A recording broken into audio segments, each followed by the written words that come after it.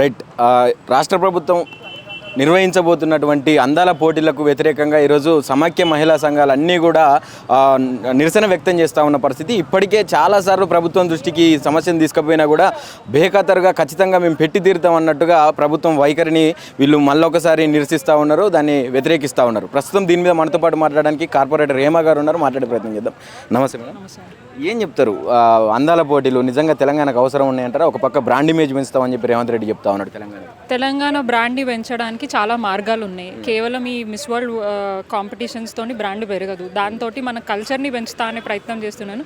ఉన్న కల్చర్ని చెడగొట్టకుండా ఉంటే బాగుంటుంది. ఎందుకంటే దాంతో ఎటువంటి మహిళలకు కానీ తెలంగాణ రాష్ట్ర ప్రజలకు కానీ ఉపయోగం లేదు. గతంలో ఈ ఫార్ములా రేస్ చేస్తేనే అది అక్రమము, అన్యాయము, పైసలు తిన్నారు ప్రభుత్వం, కేటీఆర్ గారు అన్ని డబ్బులు ఎన్కేసుకున్నారని చెప్పేసి వారి మీద ఈడీ కేసులు పెట్టి ఇబ్బంది పెట్టే ప్రయత్నం చేశారు. ఇప్పటిదాకా కూడా దాని మీద ఎటువంటి ఏమంటారు నిరూపించుకోలేకపోయారు ప్రభుత్వం. వారి మీద పెట్టిన కేసుని వాళ్ళు డబ్బులు తిన్నారని నిరూపించుకోలేకపోయినారు. దాంతో క్లియర్గా కేటీఆర్ గారు చెప్పడం జరిగింది. దాంతో ఏం లబ్ధి పొందిండ్రు, తెలంగాణ రాష్ట్ర ప్రజలకు ఏం లబ్ధి చేకూర్చినాం, 700 కోట్ల పైగా మనము ఇక్కడ ఇన్వెస్ట్మెంట్స్ తీసుకురాగలిగినాం, దాన్ని ప్రజలకు అందించడం జరుగుతుందని చెప్పి వాళ్ళు క్లియర్గా ఎక్స్ప్లెయిన్ చేయడం జరిగింది అన్ని వేదికల్లో. అండ్ ఇప్పుడు వీరు పెట్టే ఏ సంక్షేమమైనా గతంలో మనం ఎప్పుడు చెప్పలేదు, మా దగ్గర డబ్బులు లేవని చెప్పలేదు, ప్రజలకు ఇస్తా అన్న హామీలు ఎక్కడ కూడా ఆపలేదు. ఎప్పటికప్పుడు వారు ఏదైతే ప్రభుత్వం తరఫున ప్రజలకు ఇస్తా అన్న హామీలను కూడా నెరవేర్చుకుంటా ఉన్న అప్పులని దాన్ని కవర్ చేసుకోవాలని చెప్పేసి గతంలో బీఆర్ఎస్ ఉన్నప్పుడు అన్ని విధాలుగా ఏమంటారు ఎవరికి ఇబ్బంది లేకుండా చేయగలిగింది. కానీ ఇప్పుడు ప్రభుత్వం వచ్చిన తర్వాత అప్పుడేమో లంక బిందెలు ఉన్నాయని చెప్పేసి వచ్చినారు, ఇప్పుడేమో ఖాళీ కుండలు అని అంటున్నారు. ఆ ఖాళీ కుండలు ఉన్నప్పుడు మరి నీకు మిస్ వరల్డ్ కాంపిటీషన్స్ పెట్టడానికి డబ్బులు ఎక్కడి నుంచి వస్తున్నాయి? కేవలం ఇదే కాదు, గతంలో హైడ్రా పేరు మీద ప్రజలను ఇబ్బంది పెట్టి మూసి సుందరీకరణ అని అన్నారు.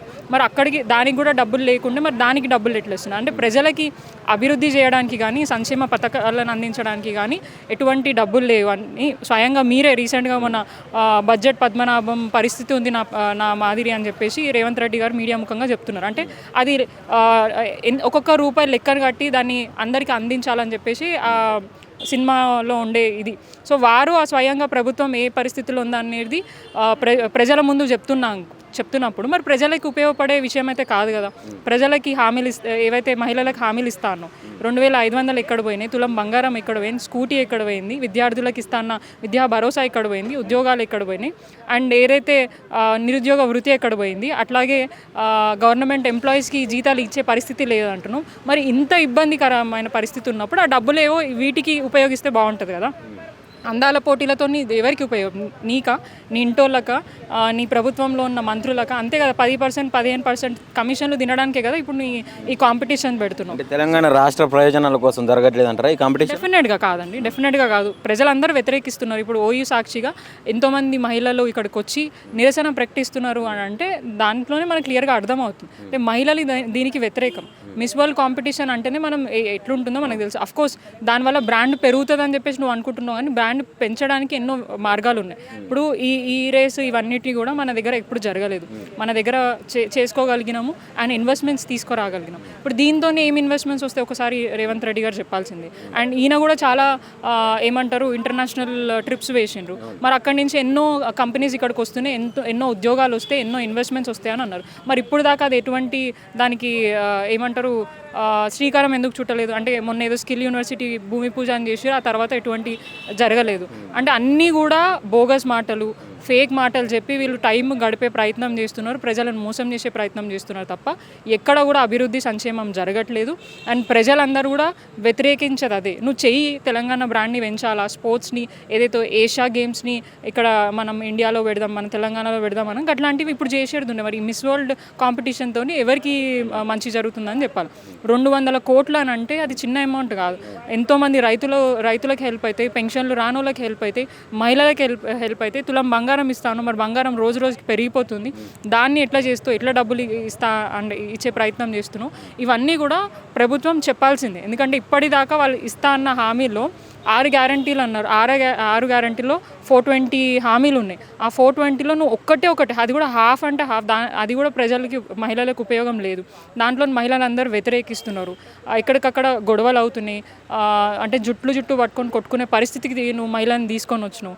సో ఇన్ని జరుగుతున్నా కూడా కూడా నువ్వు అవన్నీ పట్టించుకోకుండా కేవలం నీ లబ్ధి కోసం మీ ఏమంటారు సెల్ఫ్గా మీరు గ్రో అవ్వడానికి మాత్రమే ఇలాంటి కార్యక్రమాలు చేస్తున్నారని చెప్పేసి క్లియర్గా అర్థమవుతోంది. ఇన్ కేస్ నువ్వు దీంతో తెలంగాణ ప్రజలకు మంచి జరుగుతుంది అంటే ఏవైతే ఇస్తా అన్న హామీలు పలానా డేట్కి ఇస్తా అని చెప్పేసి చెప్పాలా. ఎందుకంటే ఇప్పటికే చాలామంది దేవుళ్ళ మీద ఒట్లేసిండ్రు, ఎక్కడ పోతే అక్కడ దేవుళ్ళ మీద ఒట్లేసి పలానా డేట్కి నేను ఇచ్చేస్తా అని చెప్పిండు. మరి ఇప్పుడు దాకా కూడా ఆ దేవుళ్ళనే మోసం చేసారు, ఇక ప్రజలను మోసం చేయడంలో ఆసక్తి అయితే ఏం లేదు. అండ్ స్వయంగా ఆయన పరిపాలన విధానం ఎట్లుందనేది కూడా ఆయననే మీడియా ముఖంగా ఒప్పుకుంటున్నారు. ఐఏఎస్ ఆఫీసర్లు ఏసీల రూమ్లలో కూర్చుంటున్నారు, పని చేస్తలేరు, డబ్బులకు కక్కుర్తి పడుతున్నారు అని చెప్పేసి ఆయననే అడ్మినిస్ట్రేషన్ ఫెయిల్యూర్ని ఒప్పుకున్నారు.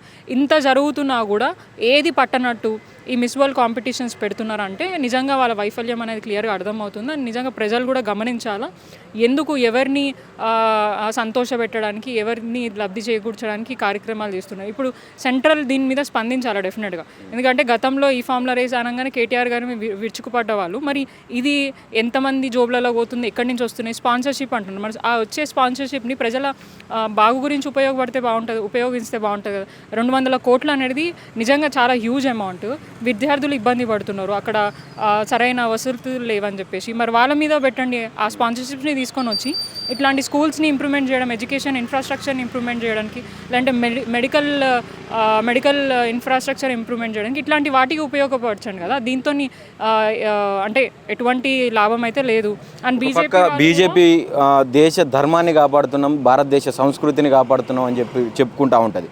కానీ ఈ విషయంలో మిస్ వరల్డ్ కాంపిటీషన్స్ విషయంలో ఇప్పటివరకు ఎక్కడ మాట్లాడినట్టు, నోరు విప్పినట్టు బీజేపీ కానీ, అనుబంధ సంస్థలు కానీ, విద్యార్థి విభాగాలు కానీ, మహిళా మోర్చాలు కానీ ఎక్కడ కనపడలేదు. దేనికోసం అనుకోవచ్చు అంటే అదే వాళ్ళు క్లియర్గా వాళ్ళు ఒక్కటనేది తెలుసు మనకి. ఎందుకంటే రేవంత్ రెడ్డి గారు ప్రతిసారి మోదీ గారు వచ్చినప్పుడల్లా ఆయనను బాగా ప్రేజ్ చేస్తాడు, నా బడాబాయ్ నా పెద్దన్న అని అంటాడు. ఆయన కూడా అండ్ ఈయన గుజరాత్ మోడల్ అంటారు. ఇప్పుడు గుజరాత్ మోడల్ మనం చెర్లపర్లో చూసినాము, అది ఆయన 3 నెలలు 4 నెలలు ఇనాగ్రేషన్ చేశారు. ఇప్పుడు అది కూలిపోయింది. అది పైనుంచి అక్కడ సంతోషం, అక్కడ ఆ టైంలో ప్రజలు లేరు, లేదంటే దానికి ఎవరు బాధ్యులు? ఇప్పుడు దాని గురించి ఇప్పటిదాకా కాంగ్రెస్ వాళ్ళు ఒక్కరు కూడా దాని గురించి మాట్లాడలేదు. ఇప్పుడు జరిగిన దానికే మాట్లాడతారు. గతంలో కాళేశ్వరం గురించి మాట్లాడుతున్నారు వాళ్ళు. కాళేశ్వరంతో ఎంతోమంది ప్రజలకు లబ్ధి చేకూర్చింది తప్ప ఇక్కడ కూడా నష్టం చేకూర్చలేదు. వీళ్ళ వైఫల్యాన్ని కప్పిపుచ్చుకోవడానికి వాళ్ళు వాటర్ లేవని చెప్పేసి ప్రజలకు ఇవ్వకుండా ఆ పంటల్లో ఎండగొట్టే ప్రయత్నం చేయడం, ఇట్లాంటివి ఎన్నో తప్పులు వాళ్ళు చేస్తూ, అండ్ ఇప్పుడు బీజేపీ వాళ్ళు కూడా ధర్మాన్ని, సంస్కృతిని, తెలంగాణ రాష్ట్ర అభివృద్ధి అంటే ఏమంటారు కల్చర్ని అని చెప్పి మాట్లాడుతున్నారు. మరి మహిళల గురించి ఈ కాంపిటీషన్స్ పెడుతున్నప్పుడు ఎవరైనా ఒకరైనా స్పందించలేదు. ఇప్పుడు దాకా మీరు అన్నట్టు మేము కూడా చూసాము. ఇప్పుడు దాకా బీజేపీ వాళ్ళు మాట్లాడింది లేదు, మీరు అన్నట్టు అనుబంధ మహిళలు సంస్థలు మాట్లాడలేదు, విద్యార్థి విభాగం కానివ్వండి, బీజేపీ మహిళా మోర్చాలు కూడా దీని గురించి మాట్లాడలేదు. మరి ప్రశ్నించాలి కదా, తెలంగాణ రాష్ట్రంలో మరి ఇంత అప్పులు జరుగుతున్నాయి, మళ్ళీ రాష్ట్రం ఎటుపోతుందని చెప్పేసి మాట్లాడాలి కదా. ఇక్కడ కూడా అంటే ఇద్దరు కలిసికట్టుగా కోఆర్డినేషన్తో పనిచేస్తున్నారు. మేబీ దీంతో వాళ్ళకు కూడా ఏమైనా లబ్ధి చేకూర్చే ప్రయత్నం రేవంత్ రెడ్డి గారు చేస్తున్నారేమో. అందుకనే వీళ్ళు బీజేపీ కానీ కాంగ్రెస్ కానీ దాని గురించి ప్రశ్నిస్తలేరు, మాట్లాడతలేరు. గతంలో చేసిన అభివృద్ధి అదంతా కూడా అక్రమం, అన్యాయం, ప్రజలను మోసం చేసి వాళ్ళ డబ్బులు తిన్నారని అంటున్నారు. మరి ఇప్పుడు మీరు చేసిన అప్పులు కానివ్వండి, మీరు ఇప్పుడు చేస్తున్న పనులు కానివ్వండి, మరి ఎవరిని లబ్ధి చేకూర్చారని అప్పులు అన్నారు. 10 సంవత్సరాల బీఆర్ఎస్ ప్రభుత్వంలో 1,00,000 కోట్ల అప్పులు అన్నారు.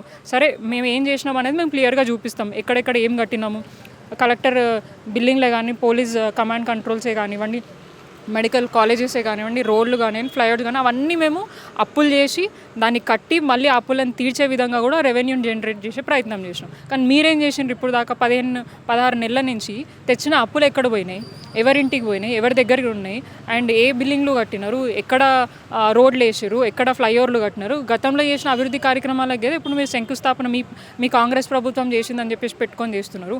2 BHK అన్నారు, ఇందిరమ్మ పథకం అన్నారు, ఎక్కడ పోయినాయి ఇవన్నీ? అన్నీ కూడా ప్రజలు ప్రశ్నిస్తున్నారు.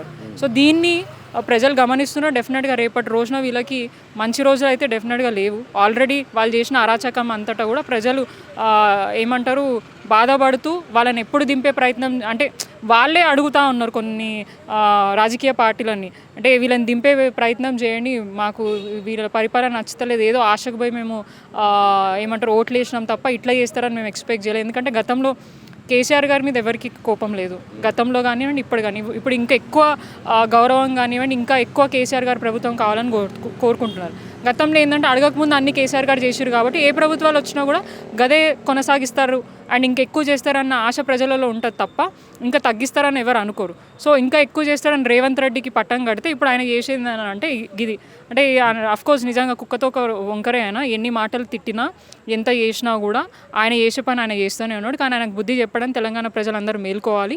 డెఫినెట్గా ఆయన చేసే పనులన్నిటి కూడా గమనించి వారు ప్రభుత్వం నుంచి ఎవరైనా వచ్చి ఇప్పుడు ఏదో సన్న బియ్యం అని చెప్పేసి మాట్లాడుతున్నారు. మేము కూడా ఇచ్చినాం స్కూళ్ళల్లో సన్న బియ్యం. కేసీఆర్ గారు పిల్లలు ఎవరైతే ఉన్నారో వాళ్ళు మేము ఏదైతే అన్నం తింటున్నాం అదే తినాలి, ఎవరికి ఏ ఇబ్బంది కావద్దని అన్ని విధాలుగా చేసిండ్రు. ఫ్రీ బ్రేక్ఫాస్ట్ పెట్టినారు. అండ్ వాళ్ళకి అప్పట్లో ఆడపిల్లలకి హైజీనిక్ కిట్స్ కూడా ఇస్తుండే. అండ్ కేసీఆర్ గారు కిట్స్ ఇస్తుండే. ఇవన్నీ కూడా ఏవి లేవు. ప్రభుత్వము గతంలో చేసే ఏ మంచి పని అయినా ఇప్పుడు కొనసాగిస్తలేదు. తెలంగాణ బ్రాండ్ని పెంచుతా ఈ కార్యక్రమంతో అంటారు. గతంలో ఉన్న బ్రాండ్ని డ్యామేజ్ చేయకును.